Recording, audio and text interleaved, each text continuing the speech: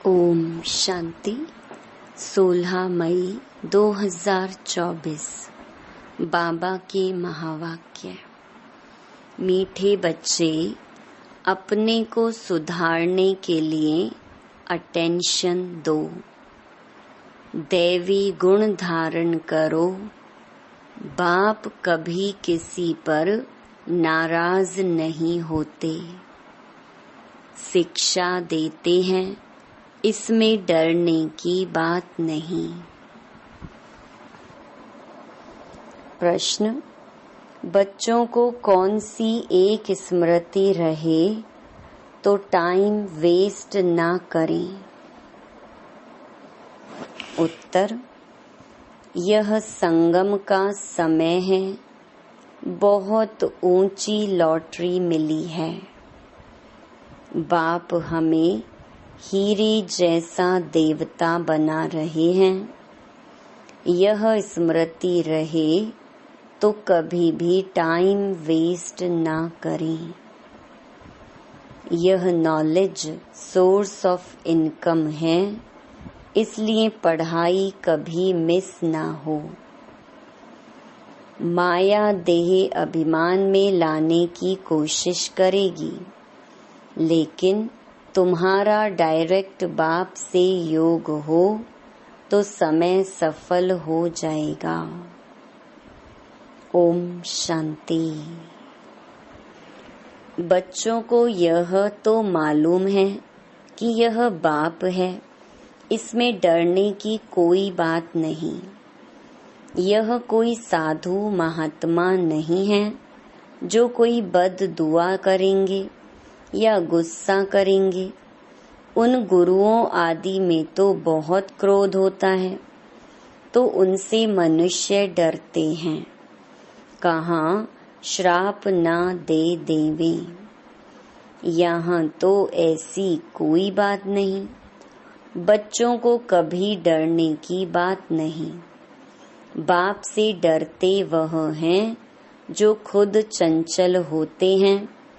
वह लौकिक बाप तो गुस्सा भी करते हैं। यहाँ तो बाप कभी गुस्सा आदि नहीं करते हैं। समझाते हैं, अगर बाप को याद नहीं करेंगे तो विकर्म विनाश नहीं होंगे। अपना ही जन्म जन्मांतर के लिए नुकसान करेंगे। बाप तो समझाने देते हैं, आगे के लिए सुधर जाएं। बाकी ऐसे नहीं कि बाप नाराज होते हैं। बाप तो समझाते रहते हैं, बच्चे अपने को सुधारने के लिए याद की यात्रा पर अटेंशन दो। साथ साथ चक्कर को बुद्धि में रखो, दैवी गुण धारण करो। याद है मुख्य, बाकी सृष्टि चक्र की नॉलेज तो बहुत सिंपल है। वह है सोर्स ऑफ इनकम, परंतु उनके साथ दैवी गुण भी धारण करने हैं। इस समय है बिल्कुल आसुरी गुण। छोटे बच्चों में भी आसुरी गुण होते हैं, लेकिन उन्हों को मारना बिल्कुल नहीं है और ही सीखते हैं। वहाँ सतयुग में तो सीखना नहीं होता है। यहाँ तो माँ बाप से बच्चे सब सीखते हैं। बाबा गरीबों की बात करते हैं, साहूकारों के लिए तो यहाँ जैसे स्वर्ग है। उनको ज्ञान की दरकार नहीं। यह तो पढ़ाई है। टीचर चाहिए जो सिखावे सुधारे। तो बाप गरीबों से बात करते हैं, कैसी हालत है, कैसे कैसे बच्चे खराब होते हैं। माँ बाप को सब देखते रहते हैं, फिर छोटेपन में ही सब खराब हो जाते हैं। यह रूहानी बाप कहते हैं, मैं भी गरीब निवाज हूँ। समझाता हूँ, देखो इस दुनिया में मनुष्यों की क्या हालत है। तमो प्रधान दुनिया है। तमो प्रधान की भी कोई हद होती है ना। 1250 वर्ष तो कलयुग को हुए, एक दिन भी कम जास्ती नहीं। दुनिया जब पूरी तमो प्रधान हुई तब बाप को आना पड़ा। बाप कहते हैं, मैं ड्रामा अनुसार बंधायमान हूँ, मुझे आना ही पड़ता है। शुरू में कितने गरीब आए, साहूकार भी आए, दोनों इकट्ठे बैठते थे। बड़े बड़े घर की बच्चियां भागी, कुछ भी ले नहीं आई। कितना हंगामा हो गया। ड्रामा में जो होने का था वह हो गया। ख्याल भी नहीं था ऐसे होगा। बाबा खुद वंडर खाता था क्या हो रहा है। इन्हों की हिस्ट्री बड़ी वंडरफुल है। यह भी ड्रामा में नूंद है। बाबा ने सबको कह दिया, चिट्ठी लिखाकर ले आओ, हम ज्ञान अमृत पीने जाते हैं। फिर उन्हों के पति लोग विलायत से आ गए। वह बोले, विष दो। यह कहें हमने ज्ञान अमृत पिया है, विष कैसे दे सकते। इस पर इन्हों का एक गीत भी है। इसको कहते हैं चरित्र। शास्त्रों में फिर श्री कृष्ण के चरित्र लिख दिए हैं। श्री कृष्ण की तो बात हो ना सके।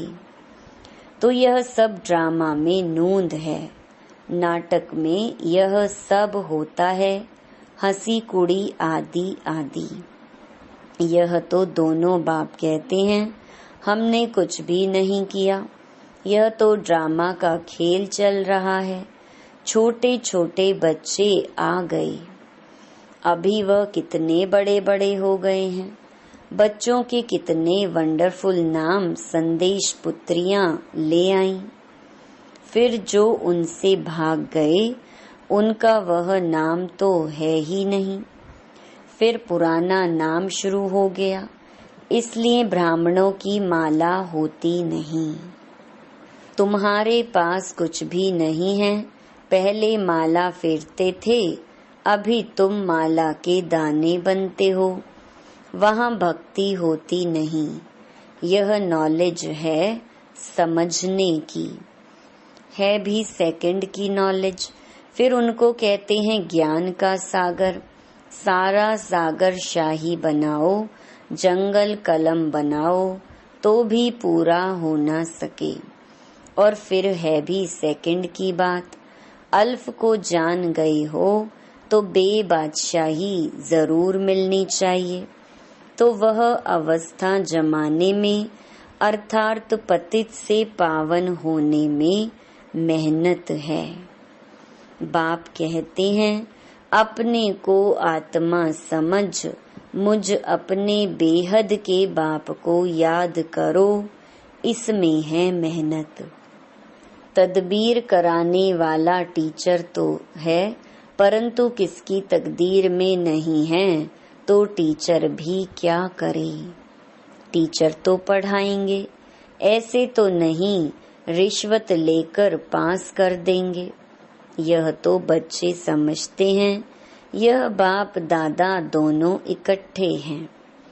ढेर बच्चियों की चिट्ठियां आती हैं बाप दादा के नाम पर। शिव बाबा केयर ऑफ प्रजापिता ब्रह्मा, बाप से वर्षा लेते हो इस दादा द्वारा। त्रिमूर्ति में है, ब्रह्मा द्वारा स्थापना कराते हैं। ब्रह्मा को क्रिएटर नहीं कहेंगे, बेहद का क्रिएटर तो वह बाप ही है। प्रजापिता ब्रह्मा भी बेहद का हो गया। प्रजापिता ब्रह्मा है तो बहुत प्रजा हो जाएगी। सब कहते हैं ग्रेट ग्रेट ग्रैंड फादर।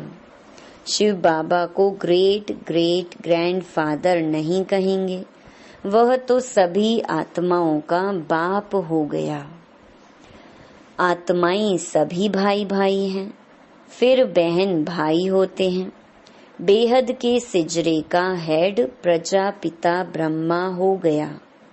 जैसे बिरादरी का सिजरा होता है ना, यह है बेहद का सिजरा। आदम और बीबी, एडम और ईव किसको कहते हैं? ब्रह्मा सरस्वती को कहेंगे। अब सिजरा तो बहुत बड़ा हो गया है, सारा झाड़ जड़ जड़ी भूत हो गया है।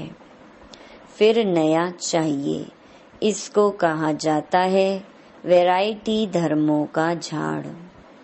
वैरायटी फीचर्स हैं, एक ना मिले दूसरे से। हर एक की एक्टिविटी का पार्ट एक ना मिले दूसरे से। यह बहुत गुह्य बातें हैं, छोटी बुद्धि वाले तो समझ ना सकें। बहुत मुश्किल है। हम आत्मा छोटी बिंदी हैं, परमपिता परमात्मा भी छोटी बिंदी है, यहाँ बाजू में आकर बैठते हैं। आत्मा कोई छोटी बड़ी नहीं होती है। बाप दादा दोनों का इकट्ठा पार्ट बड़ा वंडरफुल है। बाबा ने यह रथ बड़ा अनुभवी लिया है। बाबा खुद समझाते हैं, यह भाग्यशाली रथ है। इस मकान अथवा रथ में आत्मा बैठी है।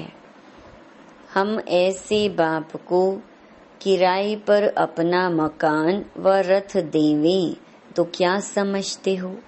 इसलिए इनको भाग्यशाली रथ कहा जाता है, जिसमें बाप बैठ तुम बच्चों को हीरे जैसा देवता बनाते हैं। आगे थोड़े ही समझते थे, बिल्कुल तुच्छ बुद्धि थे। अभी तुम बच्चे समझते हो तो फिर अच्छी रीति पुरुषार्थ भी करना चाहिए, टाइम वेस्ट नहीं करना चाहिए। स्कूल में टाइम वेस्ट करने से नापास हो जाएंगे। बाप तुमको बहुत बड़ी लॉटरी देते हैं, कोई राजा के घर जन्म लेते हैं तो जैसे कि लॉटरी मिली ना। कंगाल हैं तो उनको लॉटरी थोड़े ही कहेंगे, यह है सबसे ऊंची लॉटरी। इसमें टाइम वेस्ट नहीं करना चाहिए। बाबा जानते हैं माया की बॉक्सिंग है। घड़ी घड़ी माया देह अभिमान में लाती है। तुम्हारा बाप के साथ डायरेक्ट योग है, सम्मुख बैठी है ना, इसलिए यहाँ रिफ्रेश होने आते हो ड्रामा अनुसार। बाप कहते हैं, मैं तुमको जो समझाता हूँ वह धारण करना है। यह ज्ञान भी तुमको अभी मिलता है, फिर प्रहलोप हो जाता है। ढेर आत्माएं चली जाती हैं शांति धाम। फिर आधा कल्प के बाद भक्ति मार्ग शुरू होता है। आधा कल्प से तुम वेद शास्त्र पढ़ते आए, भक्ति करते आए हो। अब मूल बात समझाई जाती है कि तुम बाप को याद करो तो जन्म जन्मांतर के विकर्म विनाश हो। यह नॉलेज है सोर्स ऑफ इनकम। इससे तुम पद्मा पदम भाग्यशाली बनते हो, स्वर्ग के मालिक बनते हो।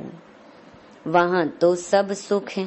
बाप याद दिलाते हैं, तुमको स्वर्ग में कितने अपार सुख दिए हैं। तुम विश्व के मालिक थे, फिर सब गंवा दिया। तुम रावण के गुलाम बन गए हो। राम और रावण का कितना यह वंडरफुल खेल है। यह फिर भी होगा, अनादि बना बनाया खेल है। स्वर्ग में तुम एवर हेल्दी वेल्दी रहते हो। यहाँ मनुष्य को हेल्दी बनाने के लिए कितना खर्चा करते हैं, वह भी एक जन्म के लिए। तुमको आधा कल्प एवर हेल्दी बनाने में क्या खर्चा होता है? एक नया पैसा भी नहीं। देवताएं एवर हेल्दी है ना, तुम यहाँ आए ही हो एवर हेल्दी बनने के लिए। एक बाप के बिगर सर्व को एवर हेल्दी और कोई बना न सके। तुम अभी सर्व गुण संपन्न बन रहे हो, अभी तुम संगम पर हो। बाप तुमको नई दुनिया का मालिक बना रहे हैं। ड्रामा प्लान अनुसार जब तक ब्राह्मण ना बने तब तक देवता बन न सके।